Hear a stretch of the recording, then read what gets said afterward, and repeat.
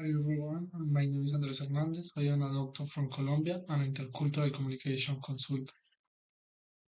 Today, I want to share with you a fascinating case that happened at Global Med Bridge, a company that helps doctors from different countries prepare for the medical specialty exam abroad. This company had a brilliant international team, tutors from Spain, Mexico, and India, all experts in their fields, but even now though they were great professionals, sometimes was going wrong communication. And that when I was asked to help them figure out what happened. This case will show it how cultural difference can impact teamwork and how understanding them can completely change the route. So here is the situation. Global MedBridge provides online coaching for doctors who want to get into resident programs in places like Canada, Germany, or the United Kingdom. The team of tutors meet weekly through video calls to plan lessons, share student progress, and decide how to give feedback to their trainers. The tutors come from very different cultural backgrounds. The Spanish tutors were very direct, practical, and punctual. They liked to go straight to the point. The Mexican tutors were warm and expressive. They preferred to start meetings with small talk and personal connection before and discussion the work. The Indian tutors were very formal and respectful. They evaluate history and avoid interrupting others to maintain harmony. All of these communication styles are perfected by it, but with combined without awareness, they can lead to serious misunderstanding. Okay, the problem is that started during a meeting to evaluate the student performance. One of the Spanish tutors, eager to make things clear, interrupted the Mexican tutor several times to clarify the points being made.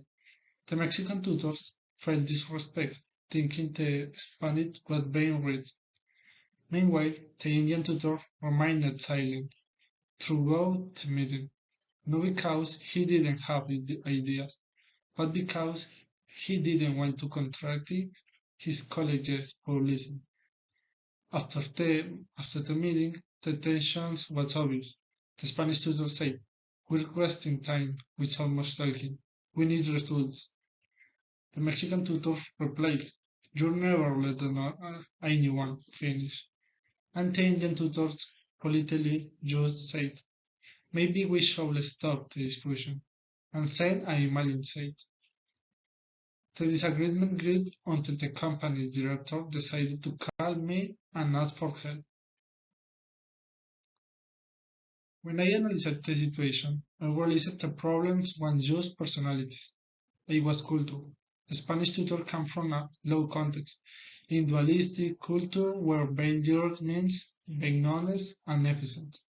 The Mexican tutor came from a collectivist, high context culture where relationships and emotions matter more than blunt facts.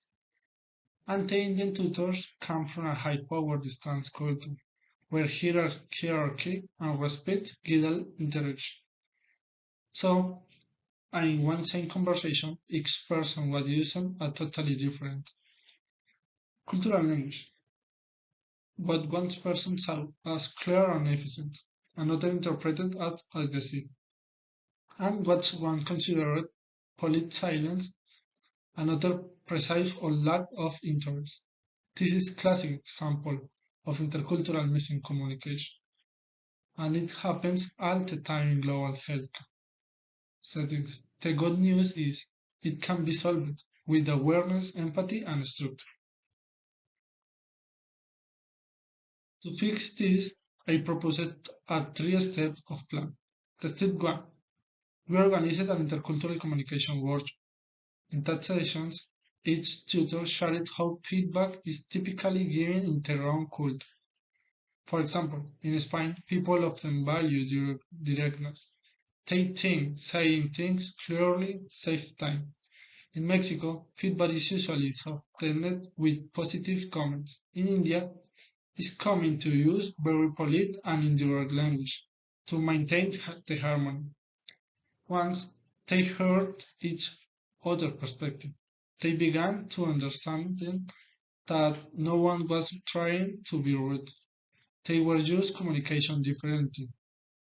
The step two, we create a communication protocol for meetings. This includes small but powerful rules.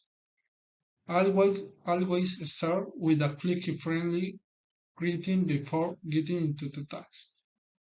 Each participant gets a turn to speak without interruption. Use phrases like I see your point, but instead of blunt disagreement.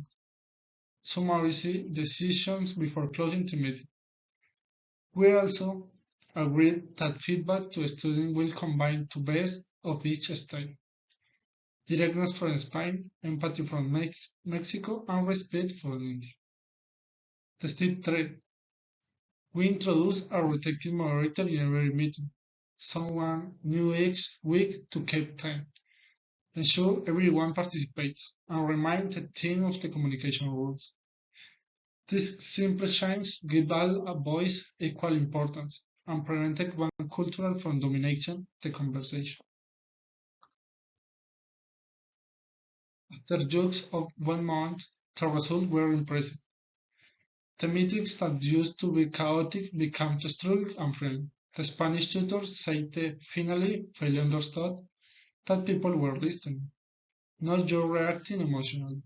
The Mexican tutor said that could express her ideas without feeling attacked, and the Indian tutor said he felt confident to share his thoughts openly for the first time.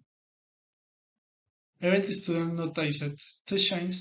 They said that the tutor's seemed more united and consistent. The company decided to make intercultural training part of the onboarding process for every new tutor. What began a serious communication problem turned into a lesson on teamwork and respect. This experience taught me something very powerful. The intercultural communication is about speaking perfect English. It's about understanding people. When we take the time to listen, to adapt, and to respect different communication styles, we don't just avoid conflict, we build a stronger, smarter, and more human organization in medicine. This is especially important because our work is all about people, empathy, and collaboration. So, if you ever work in an international team, remember this communication is just words, it's culture in action. Thank you for listening, and I hope the story inspires you to bridge new walls between cultures.